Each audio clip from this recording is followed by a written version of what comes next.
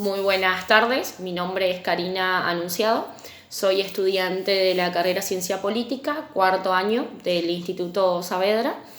Hago este video como una actividad integradora de la materia de Residencia Pedagógica.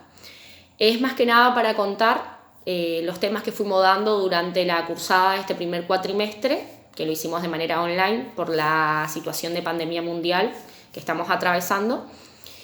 Y bueno, contar el desarrollo de cada clase y los prácticos que fuimos realizando por ahí. Comienzo con la primera clase, donde tratamos un texto de Rebeca Nijovic, el cual hablaba de cómo transitar lo que sería la formación pedagógica. Y hacía mucho hincapié en lo que es lo importante que es la reflexión docente. La reflexión en la formación como futuros docentes y también de los docentes en sí, ¿no? Y entender que esta es un proceso cognitivo que tenemos que desarrollarlo de manera activa y deliberativa, ya que van a influir mucho las creencias, los conocimientos y las experiencias que tengamos para reflexionar. Bueno, en la segunda clase tratamos el tema de secuencia didáctica. Justamente hay un autor, Ángel Díaz Barriga, en realidad hizo un escrito, ¿no?, donde nos da una propuesta para construir una secuencia didáctica, que ese fue el práctico de la segunda clase, y él nos dice que la secuencia didáctica es una tarea importante para organizar las situaciones de aprendizaje en el aula, y que esta no se reduce solamente a un formulario, sino que es un instrumento justamente para la organización, ya sea de la asignatura, de la comprensión del programa, de estudio, de la experiencia. Esos son todos factores que debe tener el docente. Digamos, no puede realizar una secuencia didáctica sin los conocimientos, por ejemplo, de la materia, ¿no? Bueno, la primera actividad que tuvimos fue de secuencia didáctica, fue justamente realizar una. Yo lo que hice fue elegir la asignatura Introducción a la Ciencia Política y el tema general que elegí fue el Estado.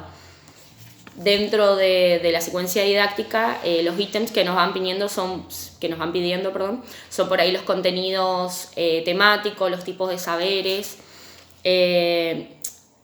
ya sea la apertura, desarrollo y cierre de la clase, que la verdad que me pareció, es un tema que no lo había tocado hasta ahora, por eso al principio me costó un poco, pero después por ahí me fui interiorizando un poco más en qué es una secuencia didáctica y la tomo como una herramienta para organizar una situación de aprendizaje, que cada docente debemos de considerarla, ¿no? Bueno, esa sería la segunda clase. En la tercera clase leímos un texto de Inés Arredondo, donde nos habla acerca del planeamiento educativo. Justamente dice que un planeamiento está compuesto por 4 etapas o 4 ejes sería. La primera es la etapa de diagnóstico, la segunda es la de programación, la tercera es la de ejecución y la cuarta es la de evaluación. Si bien este planeamiento educativo es de difícil aplicación, porque es muy, muy complejo, digamos, el tema de que se dé cada etapa. En realidad en cada clase por ahí se mezclan las etapas, ¿no? Por eso justamente dice el texto que este planeamiento tiene sus ciertas falencias en la práctica, porque no se da exactamente parte por parte. Y hace mucho hincapié en el tema de la evaluación. Aquí nos dice que es la evaluación es la que cierra el ciclo de este planeamiento, pero el proceso de evaluación además nos sirve para conocer y de esa manera, digamos, poder transformar o producir un cambio, ya sea en la toma de decisiones de cómo hacer nuestra planificación y demás. Por eso la evaluación es muy importante y no debe ser un producto, sino que debe ser el comienzo para Inés Arredondo de un proceso más rico. Porque muchos por ahí la ven a la evaluación como la parte final del proceso, pero en realidad tienes que ser un hincapié para que podamos realizar o ir transformando nuestras clases, en base justamente a qué recolectamos con la evaluación, ¿no? Eso es más que nada la parte de planeamiento educativo, que nos hablaba de 4 etapas y hacía mucho hincapié en la evaluación Inés Arredondo. En la cuarta clase hablamos más que nada de las enseñanzas de las TIC y la ciencia política. En las ciencias políticas, perdón. Realizamos una clase, tuvimos que hacer un video de una clase donde nosotros utilizábamos justamente a las TIC como una herramienta. En estos tiempos que vivimos es una herramienta fundamental. Además estamos con los futuros adolescentes millennials, que le dicen, y están muy inmersos en lo que sería la tecnología, y debemos utilizar esta herramienta para nuestras clases, para poder de ese modo atrapar más que nada la atención de ellos. Entonces el práctico de la cuarta clase respecto a las TICs fue justamente planificar una clase utilizando esta herramienta, un PowerPoint, agregándole por ahí sonidos, videos. El tema que yo había elegido era el poder y bueno, realicé justamente el video. Si bien digamos que soy un poco sincera y a mí me costó muchísimo formar un PowerPoint, crear el PowerPoint y agregarle, por ejemplo, el efecto de mi voz. Creo que no lo había logrado hacer de la manera por ahí que se esperaba, pero claramente después fui investigando un poco más y perfeccionándome un poco más para poder lograrlo si tengo que volver a hacerlo, que seguramente será así, de una manera más correcta, ¿no? En la quinta clase como que profundizamos un poco más en el uso del material didáctico como las TICs, tecnologías de información y comunicación, ¿no? Pero más basados en el texto de María Guadalupe Bautista Sánchez. Justamente el texto hablaba de que lo que había contado anteriormente, que estamos en constante transformación y competitividad en el mundo, ¿no? Por ello es que nosotros debemos utilizar las herramientas de las tecnologías de información y comunicación para planificar nuestras clases, porque esto es es justamente una herramienta que atrapa mucho a los chicos y debemos utilizarlas para nuestras planificaciones como una motivación para nuestras clases, ¿sí? Bueno, eso fue en la clase 5. En la clase 6 hablamos más, si bien ya habíamos hablado en una clase anterior, en la de planeamiento educativo, acerca de la evaluación. En la clase 6 profundizamos más el tema de la evaluación como construcción para construir actividades y criterios de evaluación. El autor que vimos en esta clase fue Felipe Fernández. Bueno, había otros autores además. Y el texto fue Evaluación y su importancia en la educación. Él nos dice que la evaluación lo que nos ofrece son las posibilidades para fortalecer y consolidar los aprendizajes. Porque justamente por medio de la evaluación nosotros vemos si el chico entendió, si justamente necesita hacer más hincapié en otros temas. Digamos, esta nos permite evidenciar más que nada las necesidades que tienen nuestros alumnos. Debemos tomarla, él nos hace hincapié en que debemos tomarlas como una actividad continua, no como una actividad final, que era justamente lo que yo explicaba anteriormente del texto de Inés Arredondo, que la evaluación no es la parte final de nuestra planificación, sino que es una actividad continua que se debe ir dando durante la clase, ¿no? Y en el proceso educativo, digamos. Mezclándolo un poco por ahí con secuencia didáctica, la evaluación nos muestra una secuencia construida a lo largo de un tiempo determinado, perdón.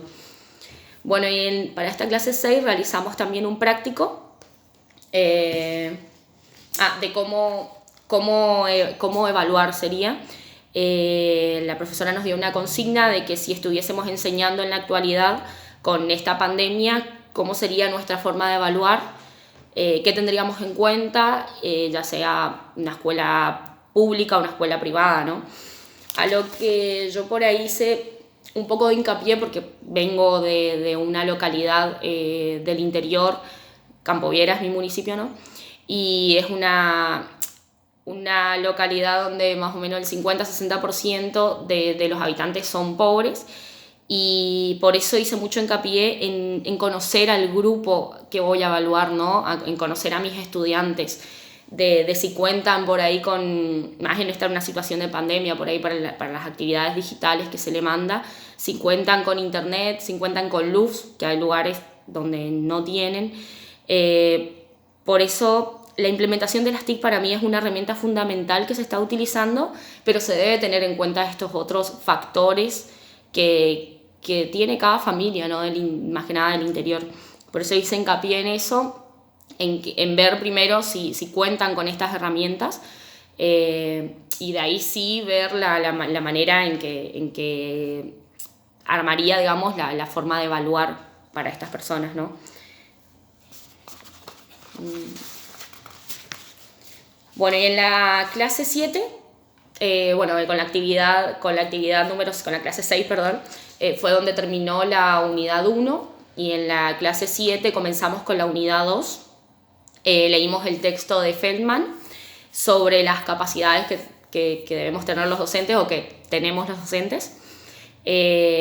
Y Feldman nos dice que una capacidad lo que hace es expresar el potencial del docente para ciertas prácticas, digamos, valiéndose ya sea de instrumentos o de ciertas disposiciones.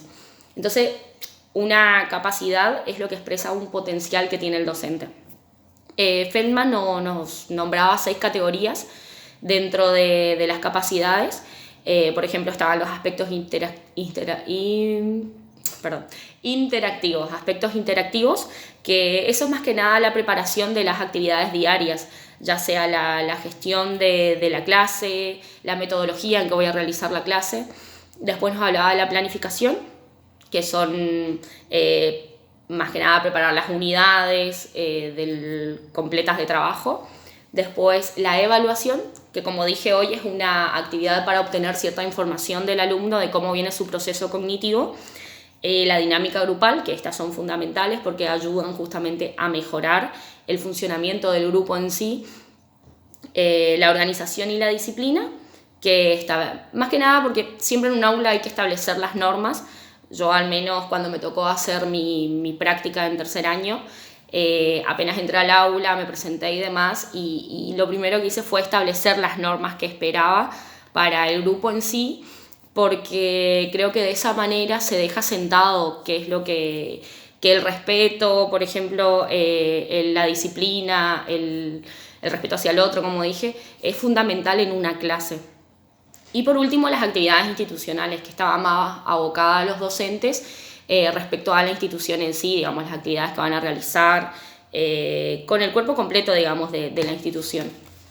Acá también tuvimos un práctico.